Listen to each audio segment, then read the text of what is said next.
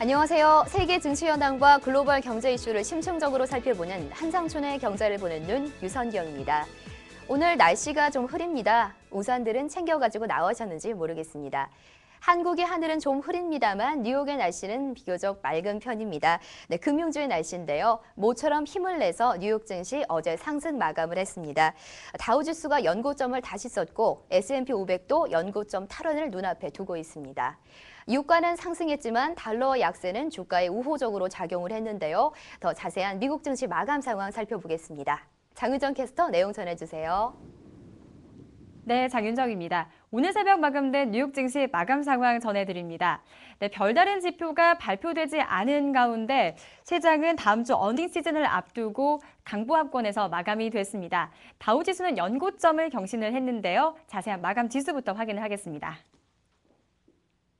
네, 먼저 다우지수입니다. 0.27% 오르면서 12,426포인트에서 거래를 마감을 했습니다. 연고점을 경신을 했고요. 다음은 나스닥 지수입니다. 0.31% 소폭 올랐습니다. 2,799포인트에서 거래를 마쳤고요. 마지막으로 S&P 500지수도 소폭 올랐습니다. 0.22% 오른 1,335포인트에서 거래를 마쳤습니다. 네, 증시는 영향을 줄 만한 뚜렷한 호재나 악재가 없이요. 일단 다음 주 어닝 시즌을 앞두고 시장에는 관망세가 형성이 되어 있는데요. 다만 포르투갈이 성공적인 국채 발행에 이어서 구제금융을 신청할 것이다 라는 이런 소식이 나오면서 투자 심리가 좀 완화되는 모습을 보였습니다. 네, 종목별 지수 상황을 살펴보겠습니다. 금융주가 오늘 상승을 주도를 했다라고 해도 과언이 아닌데요. 금융주가 큰 폭으로 또 오르는 모습을 볼 수가 있었습니다. 다우지수 구성 30개 품목 중에 21개 종목이 올랐는데요. 특히 다우지수 구성 금융주 4인방의 주가가 크게 올랐습니다. 뱅크 오브 아메리카, JP모건 체이스, 아메리칸 익스프레스, 트래블러스까지 1에서 2% 가까이 오르면서 금융주가 오늘 장을 주도를 했습니다. 그리고 기술주도 강하게 상승 랠리를 계속해서 이어가고 있는데요. 시스코 시스템스가 조직 개편을 하겠다라는 이런 소식이 나오면서 그런 기대감이 시장에 형성이 됐습니다. 따라서 큰 폭으로 올랐는데요. 4.88% 올랐습니다. 그리고 반면 세계 최대 종자업체인 이 몬산토가요. 4분기 손실을 우려하면서 하락 마감을 했습니다. 따라서 5.67% 급락하는 모습을 보였습니다. 네, 지금까지 뉴욕 증시 마감 상황이었습니다. 장윤정 캐스터 잘 들었습니다. 어제 증시는 관망세로 인해서 보합세로 마감을 했는데요. 더 자세한 내용이 궁금합니다. 도움 말씀 주실 미래에셋증권의 한상춘 부사장님께서 나와 계십니다. 안녕하십니까? 네, 안녕하십니까? 네, 먼저 어제 장에 대한 평가부터 부탁드립니다. 관망세 얘기를 유난히 더 많이 하세요. 네. 관망세가 되는 이유가 있죠. 오늘 네. 세 가지가 기다려지는 게 있죠. 하나는 오늘 저녁에 열리는 유럽 중앙회의에서 네. 과연 기대대로 금리를 올릴 것이냐. 금리를 올린다면 유럽의 출구 전략이 본격화되면서 네. 지금 증시에서 최대 관심이 되고 있는 선진국의 출구 전략 이런 것이 지금 시작을 의미하기 때문에 이 회의의 결과에 따른 어떤 시장 참여들이 굉장히 이렇게 관망하는 분위기고요. 또 한 가지는 같은 시점에 버냉크 의장이 의회 청문회에서 최근에 미국 내에서 출구 전략 추진 문제를 놓고 논란이 심하지 않습니까? 네. 그래서 중앙은행 수장 입장에서는 어떤 입장을 보일 것인가 하는 이 문제에 대한 기다림. 그리고 말씀대로 다음 주부터는 미국의 어닝 시즌, 1분기 어닝 시즌이 본격화될 거로 보이는데요. 기대대로 나올지 안 나올지 이런 것에 세 가지 관망세가 세 가지 요인으로 인해서 오늘 증시는 전반적으로 관망세를 보였다 이렇게 보시면 되겠습니다. 네. 이런 가운데 우리가 주목해서 바라볼 것은 미 달러가 이렇게 유로화에 대해서 약세를 보임에 따라서 물론 이제 다른 통화에 대해서도 약세를 보인다는 것은 일전에 말씀드렸습니다는. 네. 그래서 외환 시장을 읽을 때는 지금은 유로화 강세, 엔화 강세가 아니라 미 달러 약세라고 말씀드렸지 않습니까? 네. 이 약세가 지속됨에 따라서 여기에 대체 관계가 있는 국제 금값이 오늘 이례적으로 온스당 1,457달러대까지 사상 최고치를 올린 것도 아마 시청자 여러분이 주목해서 바라볼 대목이 있지 않냐 생각합니다. 네. 그래서 국제금값을 비롯한 원자가격이 계속해서 강세를 보이는 것은 이후에 그 인플레 문제라든가 그리고 출구 전략의 방향이라든가 또 출구 전략의 전략이라든가 정도 문제라든가 이 문제를 그 결정할 수 있는 소지가 있기 때문에 오늘 그 국제금값이 이례적으로 올라간 것은 바로 그 주목해서 바라볼 필요가 있다 하는 것을 말씀드리는데요. 네. 이런 관망세 속에서도 아까 금융의 뭐 4인방이 끌어올렸다 이런 네. 얘기를 하지 않습니까? 그래서 오늘 그 지수를 보면은 금융주가 많이 편입되어 있는 다우지수와 그 다음에 스탠더드포어스 지수가 비교적 그 큰 폭으로 오르는 것은 물론 이제 3대 지수별로 보면 3대 지수 보려면 다른 지수에 비해서 오르는 폭이 컸던 것은 역시 포르투갈의 그 구제금융 이거로 인해서 네. 그동안 그 한 6개월 동안 끌어왔던 이 포르투갈의 그 구제금융에 따른 리스크가 좀 완화되면서 이게 이제 그동안 물론 문제가 됐던 것이 시청자 여러분 잘 보실 필요가 있습니다. 포르투갈이 구제금융 신청하면 그 자신이 악재가 되지 않냐 이런 시각이 있습니다는 네. 이 포르투갈의 이 국채 수익률 7% 이상 증가하면서 국제금융 시장에서는 포르투갈의 디폴터설이 간혹 많이 제기됐거든요. 예. 그런 과정에서 국제 금융 시장이 주목해서 바라볼 것은 과연 그 독일과 프랑스 같은 이런 국가들이 이 문제를 보증해서 이 문제의 통합을 위해서 끌어갈 것이냐 하는 측면이 이 포르투갈과 관련된 리스크에 가장 그 주목되는 점인데요. 지금 구제금융 신청해서 나름대로 이유라든가 아니면 독일과 프랑스 같은 국가들이 이 구제금융을 이렇게 줄 때에는 사실 그 투자의 불안 요인이 해소된다는 차원이거든요. 네. 그런 것을 감안해 볼 때 이 포르투갈이든가 유럽의 재정이와 맞물려서 지금 미 금융사들도 자유롭게 못한 상황이거든요. 예. 예를 들어서 미국의 유럽의 재정위기가 좀 더 악화될 경우에는 미 금융사들이 거기에 물린 자산 때문에 수익성 악화되고 여기에 따라서 금융주의 주가가 떨어질 겁니다. 그러나 포르투갈의 그 구제금융 신청 여기에 따라서 다른 그 모든 그 EU 국가들이 환영을 보임에 따라서 결과적으로 보면 미 금융사들이 포르투갈 중심으로 해서 유럽에 모여 있는 자산에 대한 부실화 정도가 적을 것이다 하는 이런 기대 때문에 금융지가 일제히 이렇게 오르면서 오늘 여러 가지 어려운 가운데도 미국의 3대 지수가 오르는데 결정적인 역할을 했다. 특히 네. 금융주에 영향을 많이 미치는 스탠더드포어스와 다우지수가 많이 올랐다 이렇게 보시면 되겠습니다. 네. 선진국의 출구 전략을 포함한 이 세 가지 요인에 또 어닝 시즌을 포함한 관망세 그리고 포르투갈 금융위기와 관련된 이야기까지 또 전해주셨습니다. 이번에는 이머징 마켓인 브릭스 시장에 대해서도 살펴보겠습니다. 청명절을 휴장했던 중국 증시는 상위지수 3,000포인트를 상회하며 상승 마감했는데요. 다른 이머징 증시는 혼조세로 나타났습니다. 더 자세한 브릭스 시장 상황 살펴보겠습니다. 장윤정 캐스터. 네, 장윤정입니다. 네, 말씀을 해주셨듯이요. 상하이 증시는 청명절을 마치고 개장을 했는데요. 상승 마감을 했고 다른 이머징 시장은 혼조세를 보이면서 마감을 했습니다. 자세한 지수부터 확인을 해보겠습니다. 네, 먼저 상해 종합지수인데요. 1.14% 올랐습니다. 오르면서 3,001포인트에서 마치면서 3,000포인트를 웃돈 모습을 볼 수가 있습니다. 중국 인민은행이 기준금리를 인상을 했지만 기업 실적에 대한 개선 추이 그리고 연휴 중에 해외 증시가 강세를 보이면서 이 점이 시장에 그대로 영향을 미쳤습니다. 특히 은행주의 경우는 금리 인상으로 순이자 마진이 개선될 것이다라는 이런 기대감이 시장에 강하게 형성이 됐습니다. 따라서 은행주가 크게 올랐고요. 보험주도 급등하는 모습을 보였습니다. 금속 가격 상승으로 인해서 비철금속 업종도 크게 오르는 모습을 보였고요. 석탄, 부동산, 에너지 관련주도 일제히 오르면서 업종이 전반적으로 강한 흐름을 보여줬습니다. 반면에 긴축에 따른 소비 심리가 위축될 것이다라는 이런 우려감에 소비재 업종만은 약세를 보였습니다. 다음은 홍콩 지수입니다. 홍콩 지수 연일 계속해서 좋은 흐름 이어지고 있습니다. 청명절을 쉬고 개장한 증시 역시 조폭 올랐는데요. 0.52% 오른 13,657포인트에서 거래를 마쳤습니다. 보험과 은행에 대한 수익성이 개선되면서 증시에 뒷받침을 해줬고요. 또 여기에 향후 실적이 급증할 것이다라는 이런 전망이 나온 시멘트 업종도 크게 올랐습니다. 반면에 경기 소비 업종은 전반적으로 상대적인 부진한 흐름을 보였습니다. 다음으로 인도 센섹스 지수입니다. 인도 지수는 소폭 떨어졌습니다. 0.3% 가까이 떨어졌는데요. 19,612포인트에서 거래를 마쳤습니다. 외국인의 자금 순매수 유입에도 불구하고 기준금리에 대한 인상 우려감이 재부각되면서 지수는 계속해서 좀 하락 흐름을 보여주고 있는데요. 국제유가 고공행진과 생필품 가격 상승으로 인해서 인플레이션에 대한 그런 우려감이 시장에 그대로 형성이 되어 있는 상황입니다. 또 여기에 아시아개발은행이 인도에 대한 경제 성장률 전망치를 하향 조정한 점도 증시에는 부정적인 영향을 줬습니다. 계속해서 러시아 지수 보겠습니다. 러시아 지수 하루 만에 1% 가까이 올랐습니다. 2110포인트에서 거래를 마친 모습을 볼 수가 있는데요. 최근에 리비아 사태와 같은 이런 영향이 이어지면서 국제유가가 꾸준하게 오르고는 있지만 선진국 경제에 대한 회복세에 대한 그런 기대감이 시장에 긍정적으로 작용을 했습니다. 따라서 통신, 귀금속, 비료와 같은 이런 업종이 강세를 보였습니다. 네, 마지막으로 브라질 보베스파 지수 보겠습니다. 보베스파 지수는 1% 가까이 하락을 했습니다. 69,036포인트에서 거래를 마친 모습인데요.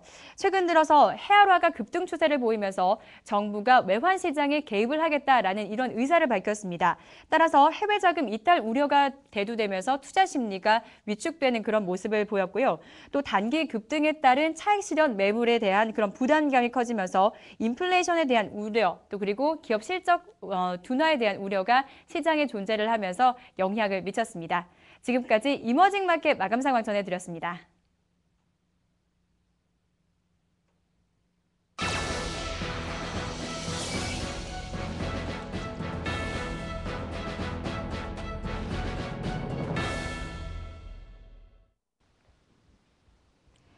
들어오는 돈은 한정이 돼 있는데 나가는 돈은 많고 금리는 낮고 저축하기 힘드시죠?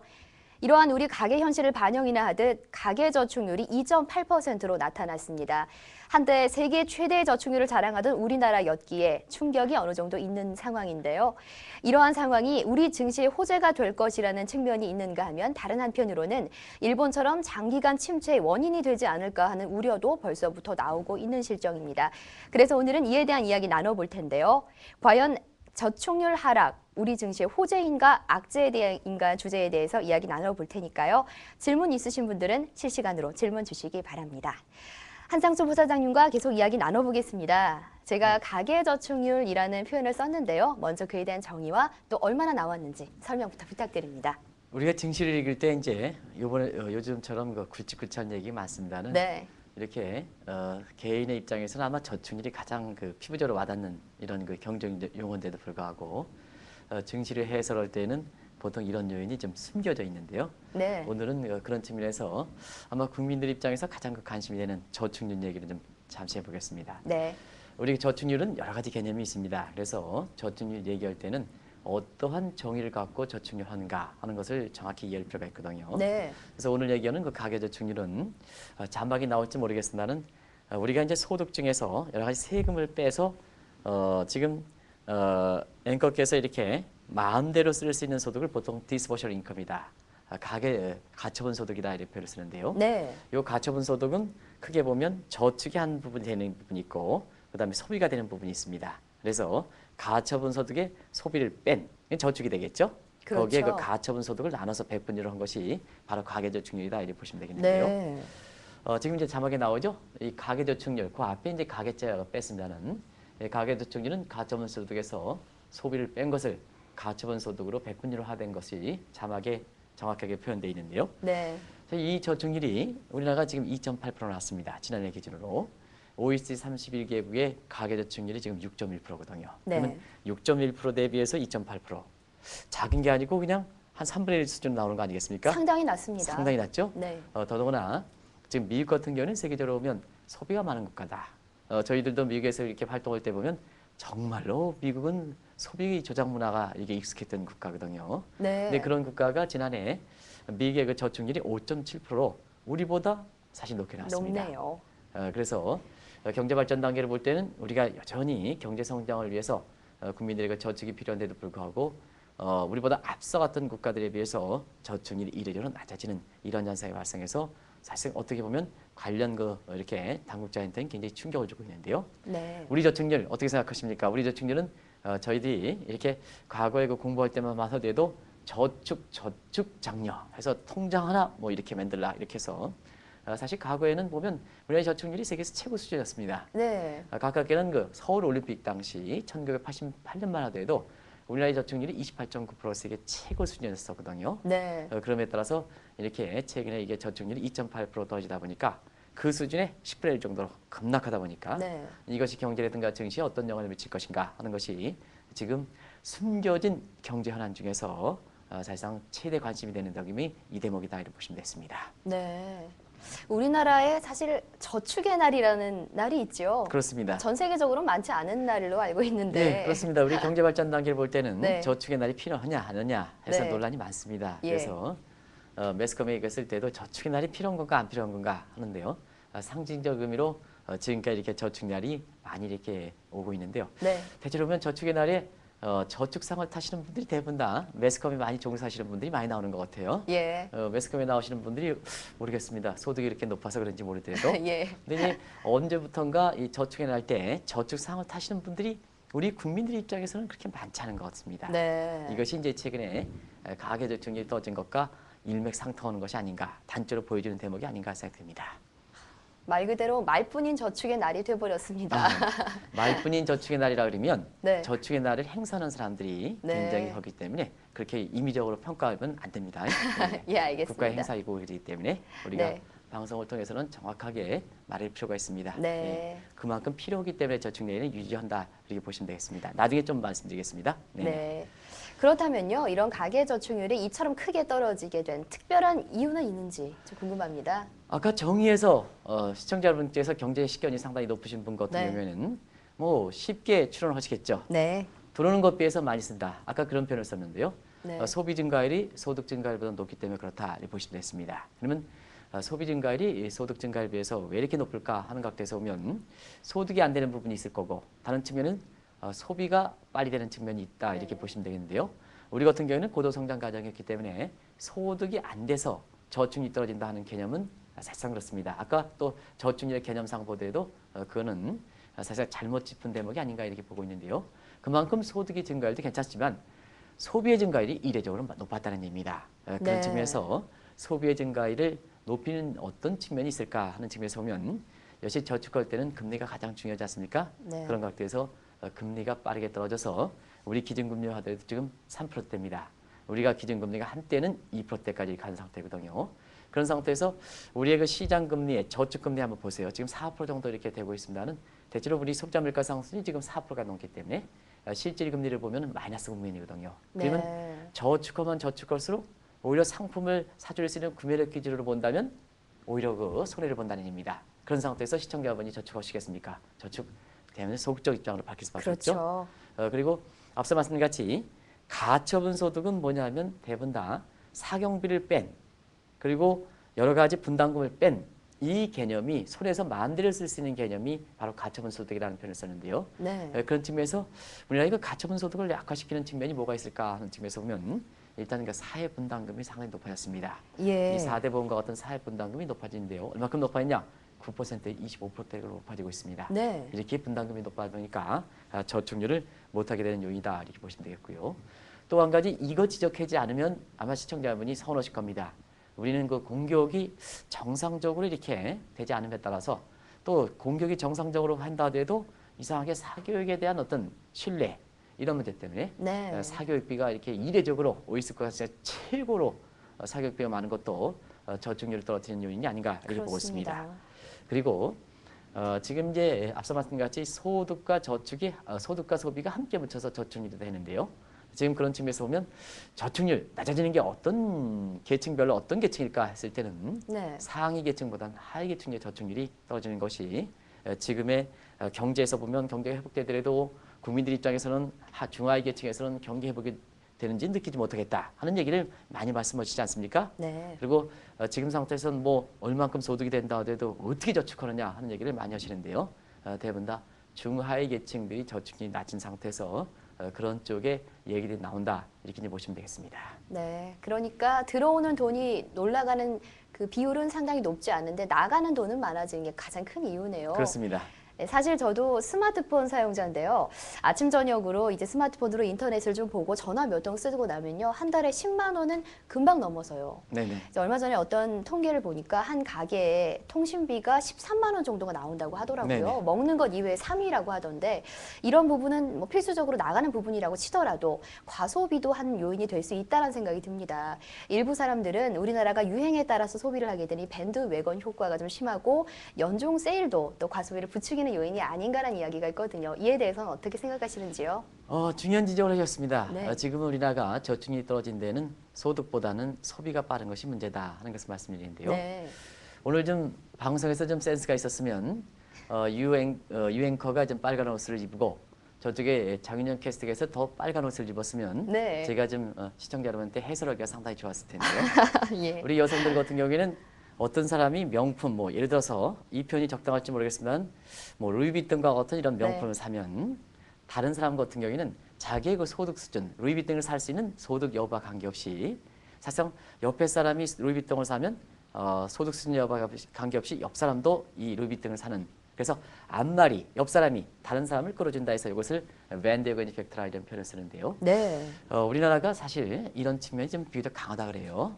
그래서 자기 소득 이상으로 주변에 생각해서 이렇게 소비하는 문화 이런 것이 이제 우리 저축률을 떨어뜨린다 이렇게 보시면 됐습니다. 네. 사실 이 대목은 우리가 좀 어려운 얘기를 하겠습니다는 소비에 있어서는 자기의 소득을 기준으로 해서 소비라는 것을 보통 소비가설에서 절대소득가설이라 이렇게 얘기하고요. 네. 그 다음에 자기의 소득 이외에 다른 사람의 주변의 소득과 관련해서 사회적 지위라든가 체면을 지키기 위해서 자기 그 소득보다 적게 쓸 수도 있고 자기 소득 중에서 많이 쓸 수 있는 이런 그 소득 가설을 보통 상대 소득 가설이라 하는데요. 네. 대부분 다 사람들은 그 사회성을 갖고 있기 때문에 이런 그 상대 소득 가설에 따라서 자기 소득이 소비에서 가장 근본적인 기준이 됩니다는 그러나 실질적으로 소비하는 데 있어서는 이러한 밴드웨건 이펙트와 같은 그다음에 전시 효과가 같은 이런 네. 그 상대 소득 가설에 따라서 소비하는 이런 패턴이 많다 이렇게 보시면 되겠습니다. 네. 또 한 가지는 뭐 유성경 앵커는 뭐 그렇지 않겠습니다는 저도 마찬가지입니다. 저도 무슨 네. 뭐 쇼핑이라든가 이런 게 갔을 때는 좀 뭐가 좀 공짜 좀 줬으면 30% 좀 세일했으면 이런 것이 해야 이런 그 세일이든가 이런 데 가서 마치 승리한 것 같은 네. 뭐 잘 세일한 것 같은 이러한 그 기분이 드는데요. 그래서 그런지 모르더라도 한국 같은 경우에는 연중 무슨 명목 가지고 세일하지 않습니까? 그렇습니다. 그렇기 때문에 네. 근데 저희들이 과거에 미국에 있을 때 보면 세일 같은 경우에는 추수감사절 세일, 그 다음에 크리스마스 세일 해서 굉장히 세일이 1년 중에 굉장히 제약되기 때문에 그 세일의 기회를 포착하기 위해서 전날부터 줄을 서는 이런 모습이 그것도 세계에서 최고 잘 산다는 선진국에서 있을 수 있는 환경은 네. 결과적으로 보면 세일이 제약된 상태에서 그 기회를 이용하기 위해서 그렇지 않냐 이렇게 보는데요. 그런 각도에서 연중으로 무슨 세일, 그것도 뭐 우리나라의 세일은 10%가 아니라 30%, 50%씩 가야 돼요. 종류가 그죠? 정말 다양합니다. 그렇습니다. 이런 그 세일을 하다 보니까 결국 그 소득 이상으로 소비의 조정 문화를 그 조정시켜서 한국의 그 가계 저축률을 빠르게 떨어뜨리는 요인도 우리가 꼽아볼 수 있다 하는 것을 말씀드립니다. 네, 맞습니다. 아무래도 눈에 보이고 좀 더 싸면 더 사고 싶어지는 충동 구매 할 수 있습니다. 많이 이뤄지고요. 네, 그렇습니다. 사실 이 연중 세일을 문화라고 하기까지는 뭐하겠지만 그렇게 말을 할 수 있다 싶을 정도로 우리의 너무나 가깝게 이미 적응이 돼 있는 상태인 것 같습니다. 예, 실제로 이제 언론에서 네. 이런 그 관련 기간의 그 세일을 이렇게 보면 예, 거의 1년 360번 세일하는 거 나오고 있거든요. 맞습니다. 그래서 이런 부분이 이제 우리 국민에 비해서 소비를 좀 빨리 조장하는 이런 문화도 틀림없이 인과관계가 있다는 것을 말씀드립니다. 네, 맞습니다. 과소비의 원인 한 부분이 되는 것 같습니다. 네네. 그런데요, 우리 2.8% 가계 저축을 이야기를 했는데요. 이렇게 생각보다 낮거나 높은 수치가 나올 때 이전에 이런 일을 겪었던 선진국의 사례를 살펴보는 것이 많은 도움이 된다는 생각이 들어요. 네네. 그래서 미국의 사례를 좀 살펴볼까 하는데요. 아까 말씀해 주셨다시피 미국은 소비의 왕이었습니다. 그런데 요즘은 가계 저축률 높아졌거든요. 왜 이런 현상이 나타나는지요? 이 금융위기 전에는 네. 세계적으로 보면 소비의 그 조장 문화가 미국이다. 실제로 보면 이것이 가계저축률이라든가 이런 데 그대로 반영하는데요. 앞서 그 작년 말 기준으로 미국의 가계저축률이 5.7%에서 우리보다 배 이상 높은 걸로 나오고 있습니다. 네. 이처럼 미국의 가계저축률이 빠르게 증가한 데는 금융위기를 닥치면서 대부분 다 가게들이 위기 극복을 위해서 딜레버리지 행위를 했던 것이 큰 원인이다 이렇게 보시면 됐습니다. 네. 일전에 한번 딜레버리지에 대해서 말씀드린 적이 있습니다는 일반 그 가게 차원에서 딜레버리지 하는 것은 부채를 축소하고 저축을 제고시키는 행위다 이렇게 보시면 되겠는데요. 이런 그 가게의 위기 극복용 딜레버리지 행위 때문에 지금 미국의 저축률이 빠르게 증가하고 그래서 5.7%를 기록하고 있다 이렇게 보시면 됐습니다. 네. 문제는 이렇게 딜레버리지 행위가 계속할 때는 미국이 경제가 안 좋을 수가 있습니다. 미국 같은 경우는 GDP의 70%가 민간 소비에 이렇게 기여하는 측면이 강하기 때문에 네. 결국 저축률 제고시키면 소비가 안 되는 거 아니겠습니까?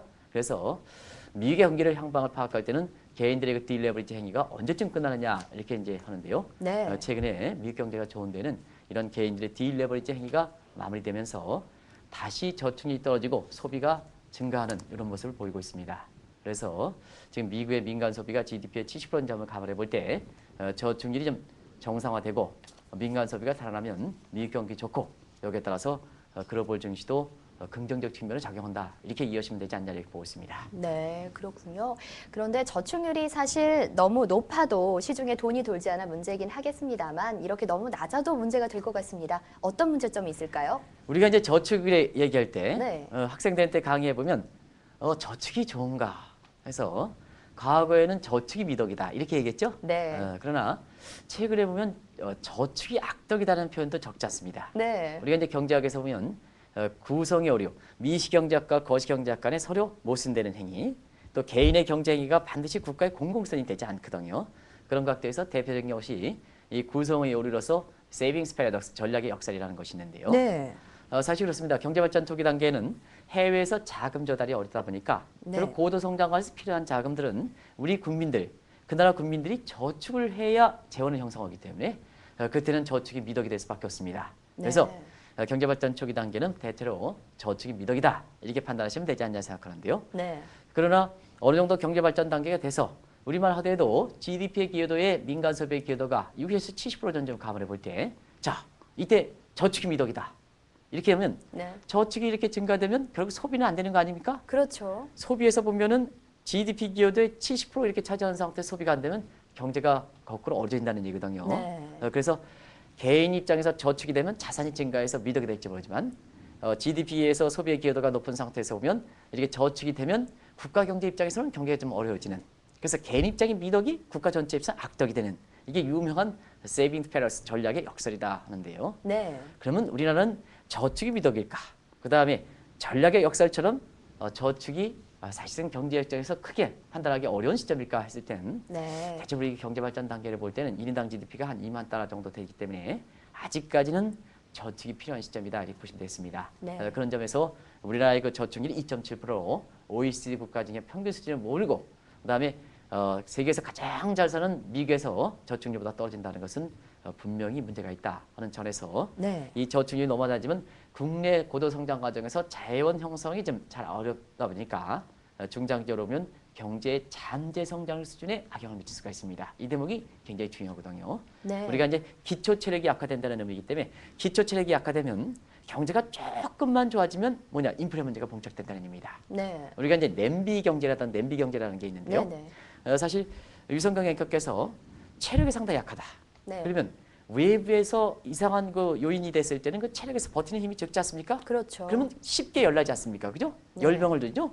그런 거 마찬가지로 경제에서 보면 가장 그 기초 체력에 해당되는 것이 잠재 성장 수준인데요. 네. 이 잠재 수준이 튼튼해야 이만큼 경제 성장하더라도 인플레 같은 부작용이 발생되지 않는다는 의미입니다. 금방 끌어오르지 않는군요. 그렇습니다. 그래서 이 잠재 성장률을 이렇게 하는 데는 이 자본과 관련돼서 국내 저축이 우리는 지금 여전히 필요한 사항이다 하는 것을 말씀드립니다. 그러니까 투자 여력이 감소가 되면 생산이 둔화되고 또 수출 경쟁력도 떨어질 수가 있다는 말씀이신 것 같습니다. 네, 수출과는 그게 크게 관련되는 대목은 아니고요. 아, 네네. 네. 예. 그렇습니까? 네네. 네, 지금 질문이 하나 들어와 있는데요. 간략하게 대답 네네. 부탁드립니다. 왕이 될 남자님 질문이십니다. 저축으로 포함되는 범위가 어디까지인지 궁금하시다고요. 단순하게 적금인지 아니면 예금 또는 펀드나 투자도 포함되는 개념인지 궁금하시다는데요. 네. 대체로 보면 이 저축의 개념이 앞서 말씀드린 같이 네. 굉장히 광의적 개념입니다. 우리가 이제 가계저축이라는 것은 지금 말씀하신 그런 대목들이 대부분 다 가계저축률에 포함된다 이렇게 보시면 되겠는데요. 네. 대체로 보면 기업들이 기업 유보라든가 이런 것도 저축률에 포함되어 있습니다. 그래서 우리가 국내 총저축률이라는 표현을 쓰고 있는데요. 네. 국내 총저축이라는 것은 경제 주체 관계없이 보통 미래를 위해서 재원을 유보하는 이런 것을 토털리 총체적으로 저축률에 포함시킨다 이렇게 보시면 되겠습니다. 그리고 지금 이제 질문해 주신 왕이 될 무슨 분이라고 그랬죠, 지금요. 네. 그래서 아주 그게 아주 굉장히 좋으신데요. 방송을 열심히 들으셔서 재테크 왕이 되시기 바랍니다. 근데요. 보통 이제 우리가 얘기하는 그 가계저축률에 있어서는 일반적으로 정통적 의미는 금리와 민감했던 이런 부분이 돼야. 그래서 예적금이라든가 이런 대목이 네. 대체로 보면 그런 쪽에 전통적 의미의 저축률에 해당된다 이렇게 보시면 되겠고요. 네. 우리가 펀드라든가 이런 부분도 강의 저축률에 포함시킬 수 있고 재산 증식이라는 의미에서 저축의 개념을 가져간다면 포함시킬 수 있습니다. 네. 그러나 이러한 그 저축 펀드라든가 이런 부분은 저축도 포함시킬 수 있지만 이것은 투자의 개념으로 우리가 정의되는 것도 세분화될 때 이렇게 배우거든요. 네. 그래서 앞서 말씀같이 이 저축률의 개념은 다양한 개념을 갖고 있기 때문에 우리가 저축률을 할 때는 항상 전제 조건에서 정의부터 정확히 내려야 된다는 걸 말씀드렸지 않습니까? 네. 그런 측면이 그런 것 같습니다. 이런 부분은 좀 우리 미래에셋 미디어 방송을 통해서 경제 교육자로서 굉장히 중요한 개념입니다. 개념이기 때문에 우리가 시간을 갖고 이 문제를 좀 말씀드리는 것이 좋을 것 같습니다. 네. 그렇군요. 좀 답이 되셨을 거라고 믿고요. 마지막 질문 드리겠습니다. 네네. 간략하게 부탁드릴게요. 네, 그럼 이런 저축률을 높이기 위해 금리를 높이는 부분도 있고 뭐 다른 방안이 있을 수도 있다 이야기 있거든요. 어떤 시각이십니까? 금리를 올리는 경우는 지금 이제 세계적으로 사용하지 않습니다. 아, 네. 그렇습니다. 그래서 우리가 보통 금리를 올릴 경우에는 금리를 올림에 따라서 이 저축을 제고시키는 정도, 이것은 이제 금리에 따른 저축의 민감도라 하는데 지금 많이 떨어져 있습니다. 네. 그렇기 때문에 우리 입장에서는 앞서 말씀같이 우리 저축률을 떨어뜨리는 방법이 뭐냐 하면 소비를 조정하는 문화다. 또 여러 가지 그 사회 부담금이라든가 사교육비 부담이 증가시키는 문제다. 통신요금이 증가시키는 문제다. 네. 이런 쪽을 말씀드렸는데요. 그런 쪽을 좀 줄여주는 게 좋다 하는 것을 말씀드립니다. 예. 그래서 사회 분담금이 지금 우리 경제 발전 단계에 비해서 지나치게 높은 점을 감안해 볼 때 분담금을 경제 발전 수준에 적정한 수준으로 내려준다든가 또 무엇보다도 공격이 좀 활성화돼서 또 공격에 대한 믿음이 좀 올라가서 사교육비가 과다하게 지출하는 부분을 이거 줄이는 것. 네. 아마 제가 이 말씀을 드리면 대다수의 시청자분께서는 굉장히 공감하실 거라고 생각합니다. 그럴 것 같습니다. 그리고 우리가 이제 우리가 세계적으로 보면 IT라든가 이런 쪽에 발전이 돼서 모두가 인터넷 속도가 세계에서 가장 빠르고 모두가 이런 핸드폰이라든가 이런 그 보급률이 가장 높은데요. 네. 편리한 건 좋습니다는 이 통신요금과 관련해서 지나치게 높게 설정함에 따라서 사실 그 가계저축률을 떨어뜨리는 측면이 있거든요. 네. 그래서 편리한 점 이상으로 관련되는 데는 합리적으로 이걸 생각해서 사실 통신요금이라든가 이런 부분이 지금 정부에서 많이 검토돼서 옳은 방향으로 가고 있습니다는 이런 부분을 서로 이렇게 그 분담시키는 이런 쪽의 그 통신요금 체제 개편 문제 이건 뭐 그동안 계속해서 논의가 되는데요. 이런 부분을 좀 국민의 특히 못 사는 사람들의 하위계층에 좀 통신요금을 일종의 보조금 형태로 해서 이 통신요금을 줄여주는 쪽으로 네. 이런 쪽으로 해서 과다한 그 통신요금 지출을 이게 부담을 줄이는 것도 하나의 그 가계저축률을 끌어올 수 있는 방안이 되는 것이 아닌가 생각됩니다. 네, 오늘도 정말 좋은 말씀 잘 들었습니다. 네, 고맙습니다. 고맙습니다. 네, 오늘도 실시간으로 많은 분들 참여해 주셨는데요. 호경맘님, 성공하려면님, 희아언니, 거울님 등 여러분들 참여 주셨습니다. 희아언니님, 비 오지만 좋은 아침이라고요. 우산 꼭 챙기시고요. 비 맞지 않게 조심하시고 활기찬 하루 되시기 바랍니다. 저희는 내일 다시 찾아뵙지요. 고맙습니다.